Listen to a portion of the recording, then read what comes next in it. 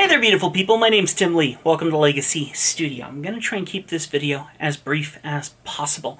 I've been an artist in the oil painting world for about 2 years now. I'm going to call myself a beginner artist when it comes to oil painting. I've really learned a lot in that 2 years, and I'm coming up with stuff like this now. I'm pretty proud of it. This is called Death by Sugar, and this is still in progress right now. It might change, and the name might change too, but right now I'm enjoying calling it Death by Sugar. I'll let you do the math on it and figure it out for yourself. When it comes to painting, I found one of the first big walls that I hit was when you go on YouTube and you look up all the videos and everyone tells you exactly what colors they're using, exactly what brands they're using, and you're feeling in your mind's eye that that is exactly what you have to get to be successful. You have to get that exact brand, you have to get that exact color, and if you don't have those, you will not succeed. Well, that's not entirely true. And by the way, I apologize if my camera keeps going out of focus. It looks like it is because my artwork is much prettier than my face.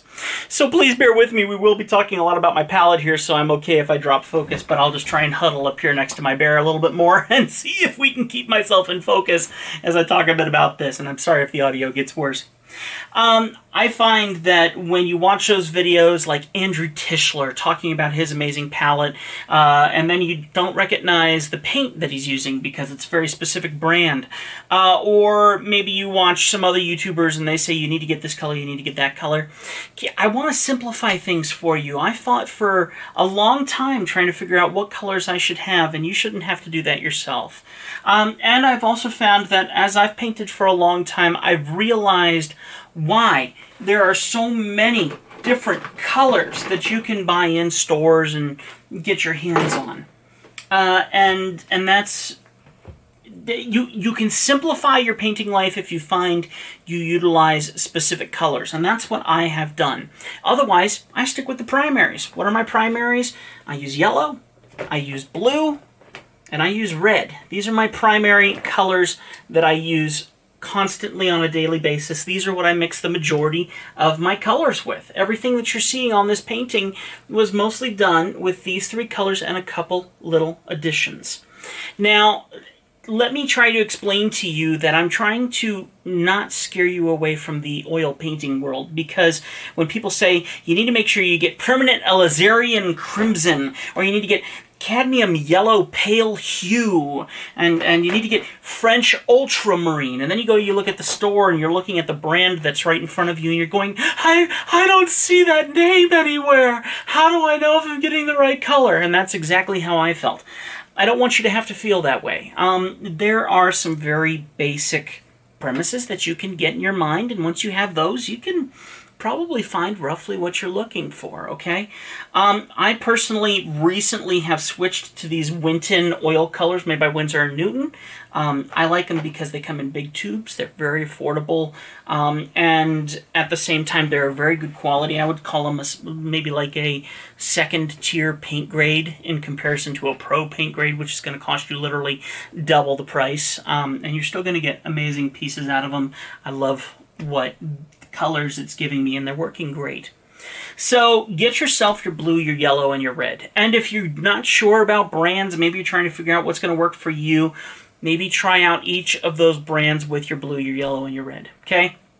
Now, I personally break the rules that you hear so many people say, and I do use black. I use ivory black, and ivory is usually a color you can find around most part, but a black of some sort, a lampshade black, ivory black, something of that nature. And this is the Gamblin 1980 series.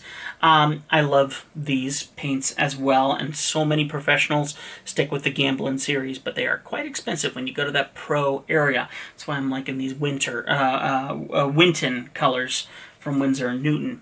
But I do use black quite often, and I'm not afraid to say that because, you know what? I can try and mix vibrant blacks, or since I use an awful lot of black, as you can see in this, why not have it in your stash, okay? Once again, I like big tubes. I don't want to be afraid to use this paint. I don't want to be afraid of running out, so I get big tubes of paint. I make the investment so that I'm not scared when I need to restock up on paint, and I'm like, but I don't know how much is left in this little tiny tube. don't be afraid of that stuff. You know, if you can help it, get yourself the big stuff. That way you're not questioning, especially as a beginning artist, going, I don't want to use up all my paint, because I've been there. I get that. So when it comes down to it, the colors that I use in primary, I use white, titanium white, I use black, I use blue, yellow, and red. Those are my main tones that I stick with, okay? So black, white, blue, yellow, red. Okay, well, I'll talk about the names that I actually use, but I'm trying to keep things as simple as possible. There are so many different shades, so many different variables, so many different names that will absolutely confuse you, and you don't need to go through that. So you look through your blues, you look through your yellows, you look through your reds, you look for a black, and you look for a white, okay? And then for my additional colors that I try to use, I like orange, and believe it or not, cadmium red light is, believe it or not, more of an orange in my opinion. Even though it says cadmium red light, I call that orange, and so I keep an orange on hand. I don't need a big tube of this because I don't use it all that often. I've been using it in areas like the flower over here, trying to get little orange tones out of it. But look for an orange type because it's going to be vibrant, and you'll have that, you know, near your reds. That way you still get that deep red tone that you're looking for, but then you have the intensity of the orange that you really can't mix any other color to get that intensity of orange. So red, cadmium red light with Gamblin 1980 is what I use, but just find yourself something that meets that orange tone. Now, I really love Andrew Tischler's videos on color mixing, color theory, and his triangle of colors that he utilizes, which off the top of my head, I think he uses a cobalt teal or something of that nature. I forget what the name is of it, but it's a very intense teal color. And there's a very specific name, and I have never, as far as I know, I've never found that specific color. So I went and I bought turquoise from the 1980 series. I went and I looked for a turquoise color or some kind of a something as close to that that cobalt teal that he utilized, and I found this turquoise works great for me, so I keep that very close as well, and I use that in my palette. Once again, don't use it nearly as much as I use the other colors, so I get a small tube of that. And then another thing that I get a big tube of that I use on a daily basis is a raw umber. So this is a deep brown tone, okay? And it's not a warm brown. It's much more of, I would lean it towards a bluish hue of brown in comparison to a burnt umber, which takes it to a warmer tone. I find that this will get me closer to the colors that I prefer to mix, so I go the route of the raw umber. But that's, in the majority, everything that you see across my little palette here, that is the majority of colors that I utilize the most. Now, areas where you might want to get something a bit more specific would be in your blue section. For instance, if you paint a lot of landscapes and things, there is a humongous difference between French ultramarine or an ultramarine blue, which oftentimes when I've bought blue colors, you don't find them saying French, you just find them saying ultramarine. There's a humongous difference from this and a phthalo blue. Now, let me tell you that phthalo colors, when it says phthalo, I think that's a much more toxic paint, so be careful getting that on your skin and things like that. You've heard every artist say that. That is true. Watch out with these toxic paints. But a phthalo blue is much more rich. It will do much more intense, almost unnatural blues and colors, where your French ultramarine is going to go more towards your darker blues, your navy blues, and things of that nature. It's going to give you a much more natural tone. I use phthalo blue when I'm painting sky, and oftentimes I'll mix that with just a little touch of brown, just so it's not overly intense. And you're calming down that blue because you're utilizing its harmonizing color. I suggest get yourself a color wheel, and I have a color wheel here. I actually keep it underneath my palette, so it's underneath the glass, and I have it here at all times, so when I'm choosing my colors and mixing what I'm doing, I can literally look at this palette wheel and know what its harmonizing color is. It really does make a difference, because basically the harmonizing tone of any color that you have here So if you're painting in green, a harmonizing tone is a bit of a pinkish purple. If you do that, it grays out the color. And that's how I choose to remember it. It's going to gray out your color of choice. So basically it is dropping the saturation on it. It's a big help. So get yourself a color wheel. It does make a difference. It might take a little while to understand how it does that, but if I can say that it grays out your color, it removes saturation, I think that would be the best way to explain it. So, on my palette here, I'll give you the exact color names that I'm utilizing, but honestly, don't overthink this as much as possible except in certain key areas. Titanium white is my main white that I use. That's as simple as it is. Ivory black.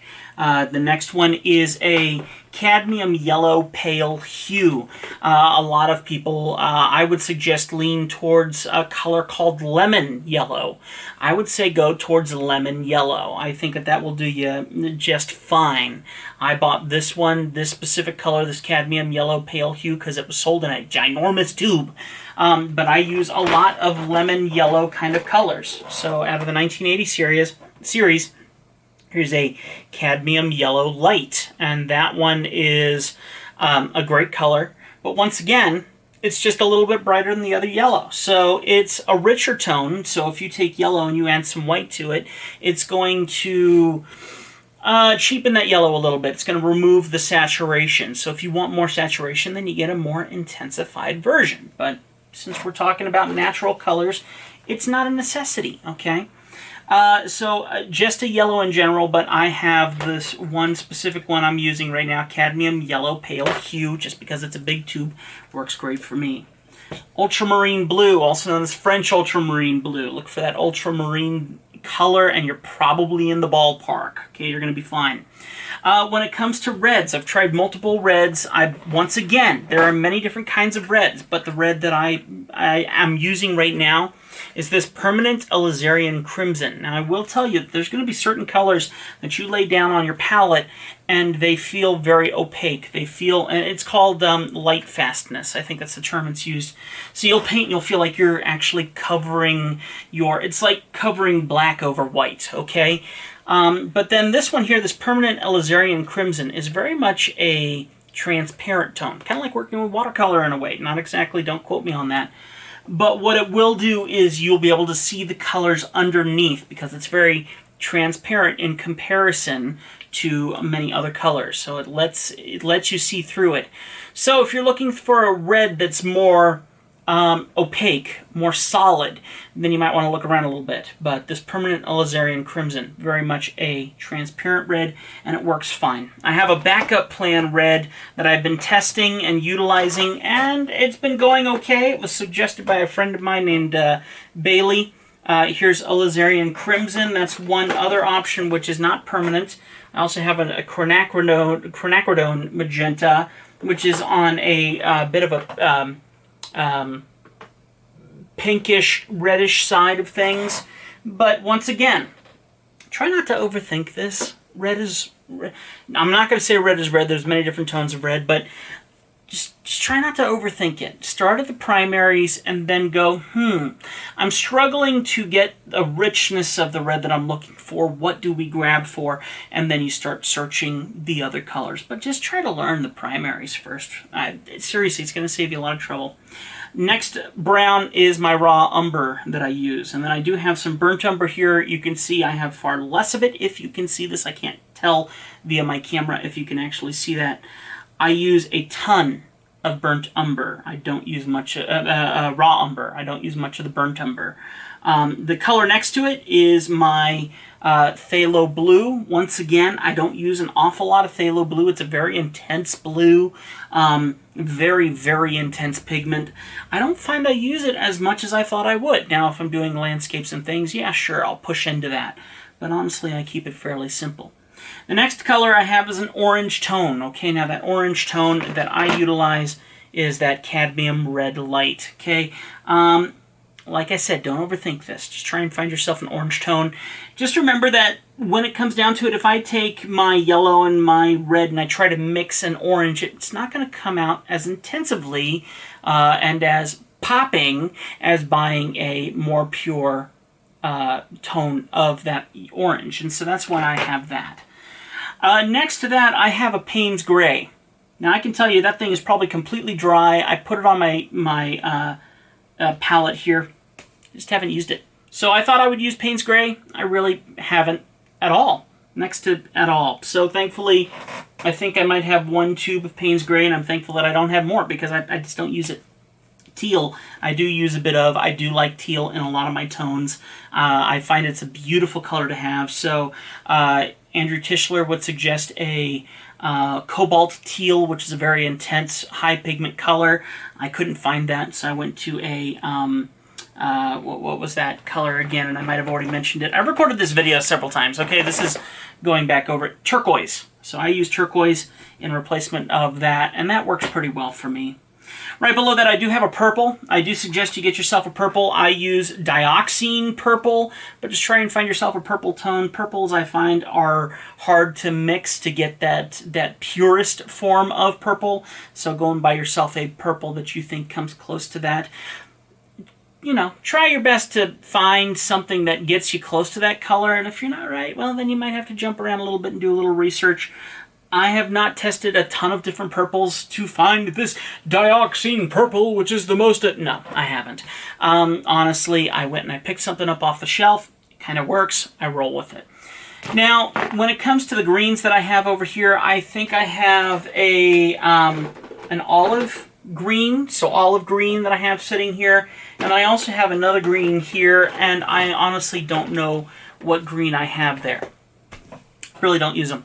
Okay, I really don't use them much at all. Even in my green that I have around the leaves on the bottom of this that you might not be able to see, I mixed them out of my three primaries. Okay, so basically, my most important colors that a beginner should get are going to be yellow, blue, red, black, and white. Okay, now a lot of artists will tell you don't get black, mix your own black. That's fine, but I struggled with that personally, and I personally found I just preferred to save myself time and buy the black.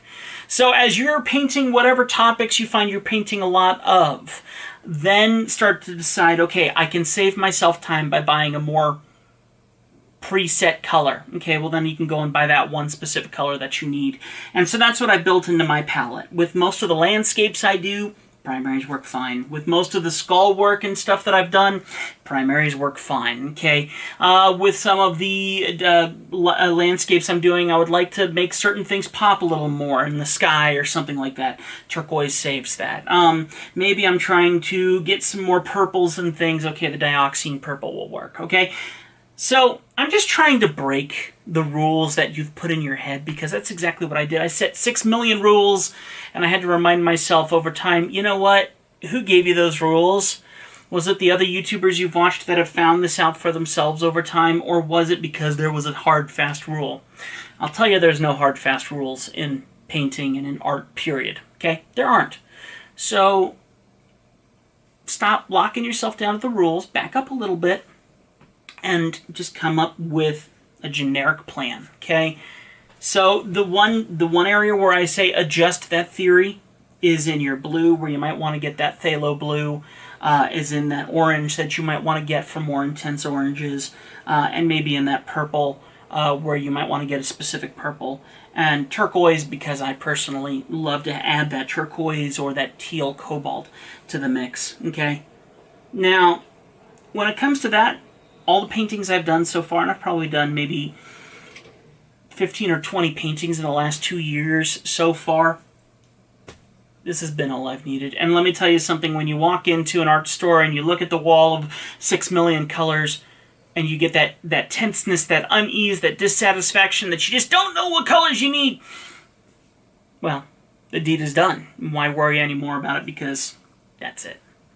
This video has gone far too long. Far too long. But I do hope that I've helped you out a little bit, at least pointing you in the right direction. If you want to know more about my easel, my palette, any of the things here, don't be afraid to ask. I'm a beginner. In the last 2 years is really where I got my start, and I've learned a lot in that 2 years. There's a lot of things that a lot of beginners face, and if only someone had sat down and talked to me through these things before I went on my own hunt for them, I would have saved myself a lot of time, in my opinion.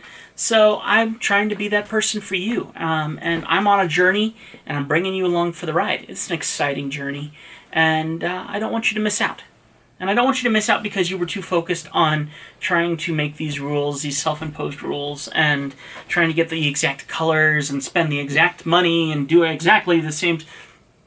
There's no rules to art, guys, and the way that you do things is going to be the way different than the way that I do, or the way that Andrew Tischler does, or the way that anyone does. I mean, seriously. There's some amazing artists out there, and if you love the colors they're using, and you just cannot find it, don't let that break your heart. Just find something close and give it a shot for yourself, okay? And you know why I say that so boldly and so strongly? And that is because when I first started painting, I felt like I had to perfectly match colors. I had to perfectly match them to get the paintings that I wanted. So, no. You know, just get in the ballpark.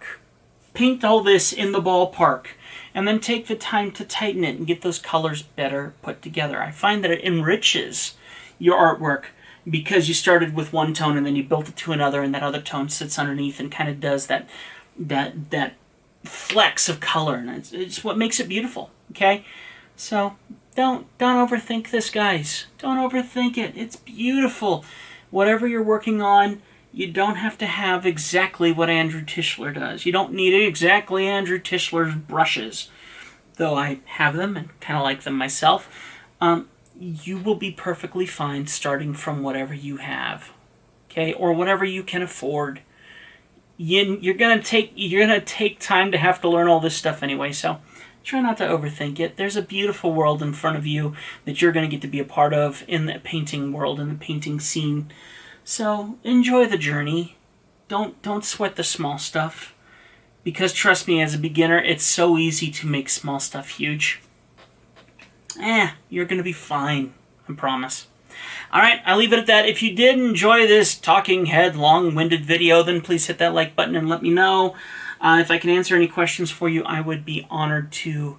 And I'm just going to keep finding little topics to talk about as I continue my journey here, because I have until March to do as many paintings as humanly possible before I do my first art show, my first official art show. I'm excited about it, and I want to bring you along for the journey, and that is what this channel is turning into, and I hope you enjoy it. Alright, I'll see you next time right here on Legacy Studio and Draw Too Much. Thank you so much for watching. I deeply appreciate it. I'll see you next time.